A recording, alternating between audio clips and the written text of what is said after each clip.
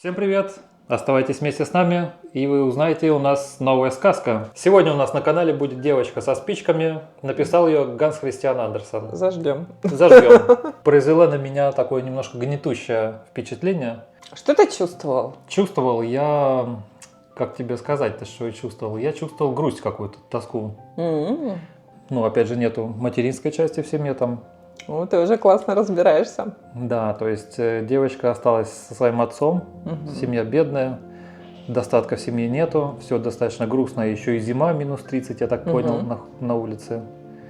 И нет одежды нормальной у этой девочки. Ну, то есть хотелось бы как-то, знаешь, вот ей помочь чем-то. Вот, не знаю, вот такое ощущение сложилось, что хотелось ей чем-то помочь. Вот, жалостливая. Жалостливая, да. То есть этот Ганс Христиан Андерсен обратился к таким стрункам моей души, что захотелось помочь. И он вообще поднимает такие темы, которые никто не поднимал. Ну да. И что интересно, то есть я увидел то, что девочка вышла на улицу, во-первых, в обуви не по размеру. Это уже дополнительные какие-то эти испытания для нее. А чьи были? Мамины. Мамины. И причем по дороге она потеряла их. Мамин след остался все-таки в сказке. Мамин след остался. Упоминание, то, что она была. Да. Она была. И в начале сказки она ее все потеряла, эти мамины следы. То есть осталась босиком на холоде. Но опять же, что такое холод? Холод — это, как я уже знаю, ты меня прокачала в этом. Это заморозки чувств, то есть все остановлено. Природа спит, и, соответственно, и чувства спят. Но там ничего интересного, это же сказка накануне Рождества, все дело происходит. Все верно. Это, я так понимаю, переход на новые ступени. Что-то для того, чтобы родилось что-то новое, надо, чтобы что-то ушло. Конечно, абсолютно верно. И в сказке именно так и происходит. Так очень жестко происходит. Почему? Ну, они что, в результате девочка погибает? Ну, в жизни очень много погибает девочек-то. Безусловно. Если мы останемся в рамках этой метафоры. Жила-была хорошая девочка. Продавала спички. Да, спички. Да, какой интересный, да, не заметил, интересный символ. Девочка со спичками. Заметил. Да, что такое спички?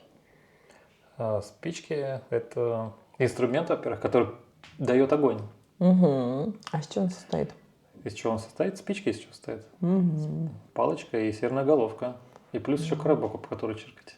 И здесь мы видим девочку, которая со спичками, которая разжигает огонь. Огонь – такая символика духа. А что она делает со своими спичками? Она их жгет за углом, я так понял. Ну, а изначально? Она хотела их продавать. Куда ее отец-то выгоняет? Продавать эти спички. Да, по сути, он прогоняет продавать свой дух. То есть они настолько скатились, что иди продай свой дух, получается. Ну, конечно, когда в жизни очень много такое, когда мы направлены на родителей, и когда родители лучше нас знают, какими нам быть, или мы хотим быть хорошими для родителей, то мы всегда продаем себя. Продаем свой дух. Это такой нечестный обмен получается. Хорошим мальчиком, хорошим девочкам, неважно. Мы остаемся маленькими. Получается, мы себя дробим, мы отделяем одну часть, опять же, да? Ну, конечно, расщепляем. Расщепляем на части. А потом ходим в других людях эти части. И проецируем, бесконечно проецируем. Да. Пока не признаем ту плохую, которая не хочет продавать спички и вообще хочет топать ногой и говорить о том, что я хочу жить своей жизнью. И тогда в этот момент растет человек. А вот, Марин, пока мы далеко не убежали, смотри, в этой сказке нету, опять же, матери нет, материнской части взрослой. Да. То есть и девочка вынуждена прям расти, можно сказать, на глазах, как женщина. Ну, из девочки преображаться в женщину, то есть идти торговать, общаться условно со взрослыми. Но она обеспечивает отцовский принцип. Она, по сути, обеспечивает отцовский принцип. Или прихоть. Ну, прихоть это нечто другое. Принцип это то, что есть у нее внутри. Мгм. Она продает свой дух в угоду отцовскому принципу. А это вот хорошо или... Ну, мне кажется, это не очень вот эта идея.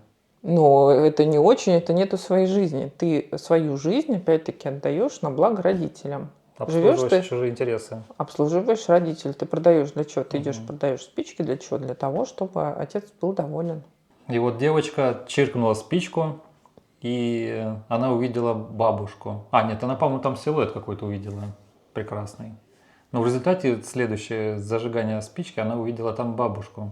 Там несколько этапов прошло, если туда Ну, смотреть. несколько, Там да. вообще очень много символичности. Притом, опять-таки, есть разные переводы Андерсона, и будут везде немножко какие-то свои нюансы. Да, сначала она теряет туфельки, то есть она носит туфли не свои, опять-таки. Она носит туфли мамины. Что такое обувь? Мы уже немножко Ну, скорее всего, смотрели. как вот я могу представить, она идет по стопам мамы, то есть по пути мамы, если она Да, носит новую обувь. мамиными. В маминых ботинках, мамиными принципами живет. И вот Дом у них такой, да, там прям заветшалый, наверное, такой. заветшалый дом, да, то есть не разрушенный, он рушится, не разрушится никак. Ну, и у нас есть похожая, ну, как похожая, совсем не похожая на самом деле, сказка «Теремок». Сказка «Теремок», где приходит медведь и разрушает. Вот по сути дом должен разрушиться для того, чтобы девочка могла выстроить свою личность, свою историю, стать женщиной, да, то есть перейти из детского инфантильного состояния в женское.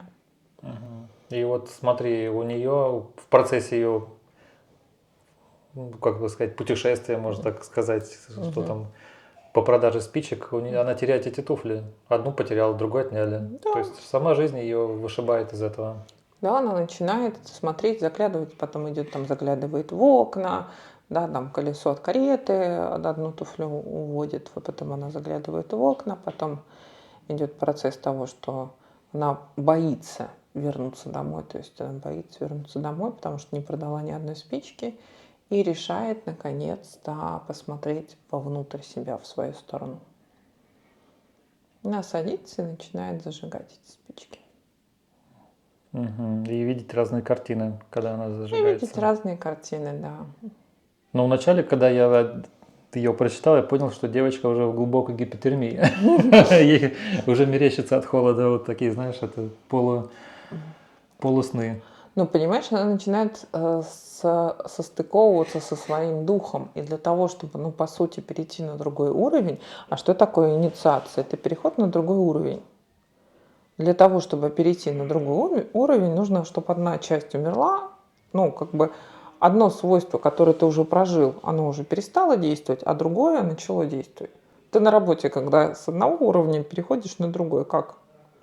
Ты был студентом, вернее, был школьником, стал студентом. Ты же не остаешься школьником. Нет, конечно. Ну, то Одна есть часть погибает. одна часть остается в прошлом, да, она умирает, и это нормально. А мы как бы живем, ну, очень часто видится такая картина, когда человек живет вроде как во взрослой жизни, а сам еще ребенок такой инфантильный. Когда говорит, сделай за меня, накорми меня, напои меня, Принеси мне, да. принеси мне, спать мне положи, сказку почитай. И вот это вот не зажигается дух самого человека. Он для себя сам его разжечь не может. И он себя, видимо, из-за того, что по каким-то причинам страх это или не страх, он себя консервирует вот в этом состоянии И работает на и родительские интересы. части. На родительские части, дабы быть хорошей девочкой или хорошим мальчиком. Да, Это вообще такая очень интересная. Для того, чтобы проявить, нужно зажечь, нужно сделать какое-то движение. сделать шаг. Познать себя истинным. Смело посмотреть себе в глаза, да, в свои Я бы такие. сказала, знаешь, мне в последнее время, вот несколько дней я хожу с таким словом, называется искренность. Вообще хорошее слово. Да, посмотри, что в нем в корне этого слова. Искра. Искра, да. Я искренен, когда во мне есть искра, когда я чиркаю ту самую спичку и понимаю, что мне нужно тепло. Я хочу поесть, я хочу праздника, да, там. Ага. Я хочу теплой матери. теплой бабушки, да, и я вижу ту звезду.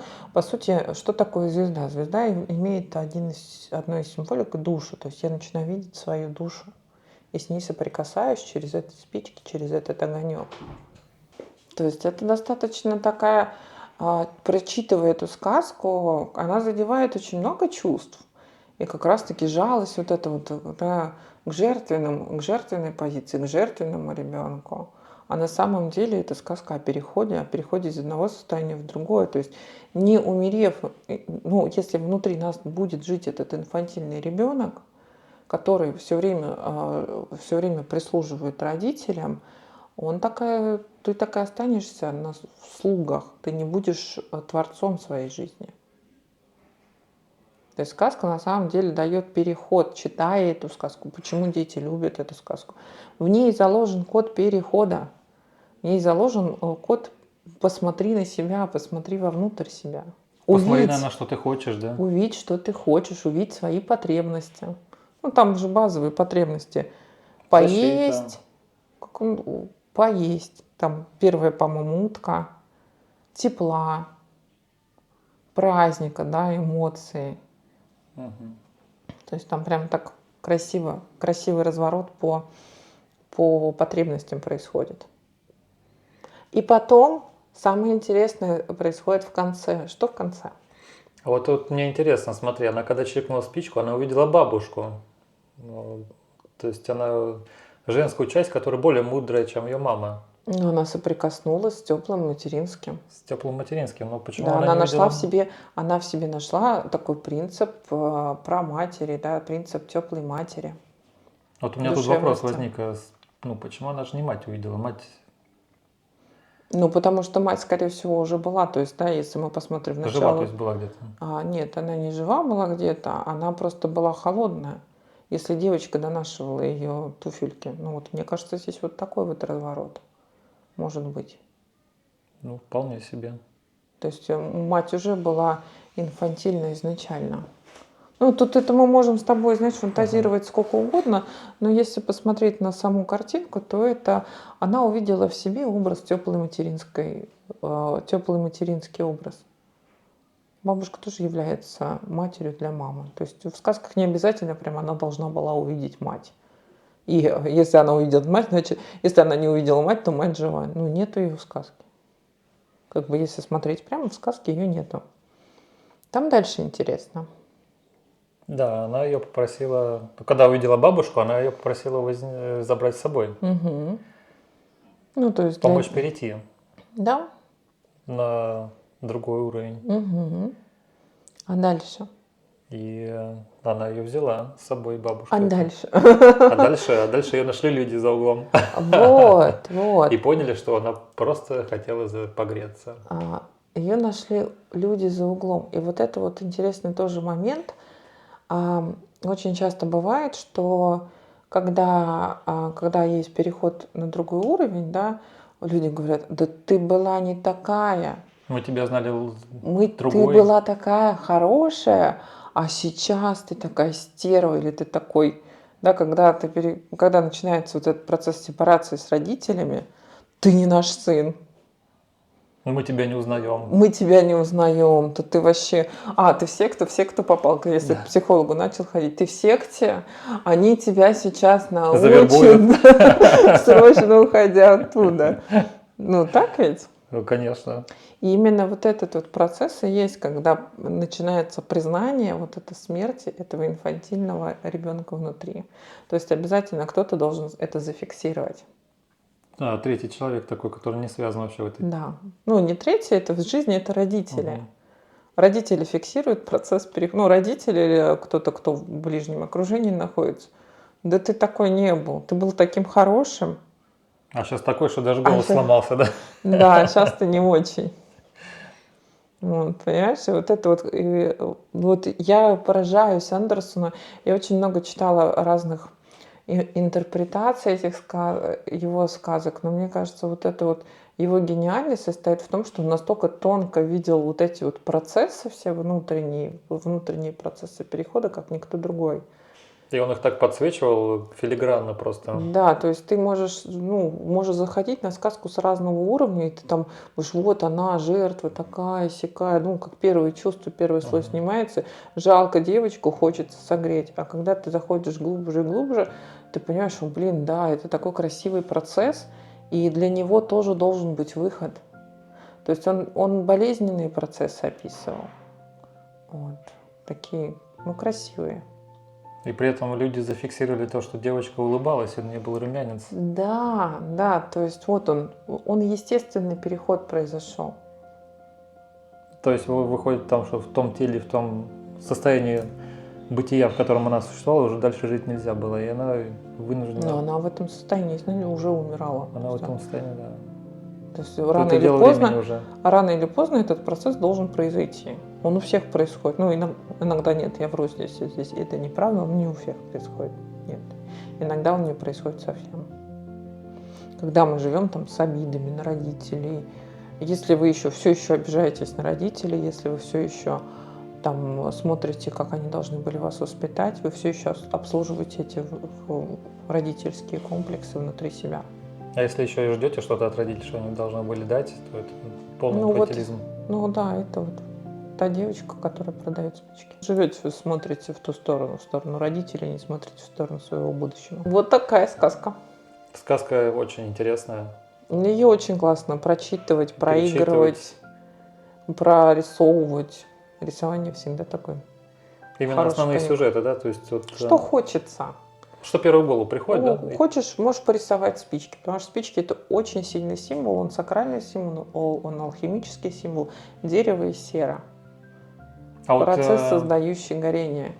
а имеет ли разница Мужской, женский прорисовывать именно детально это или просто как хочется? Что хочется, вот ты можешь любой символ из этой сказки прорисовать. Потом, кстати, очень классно еще наблюдать за снами, которые идут после прочтения сказок.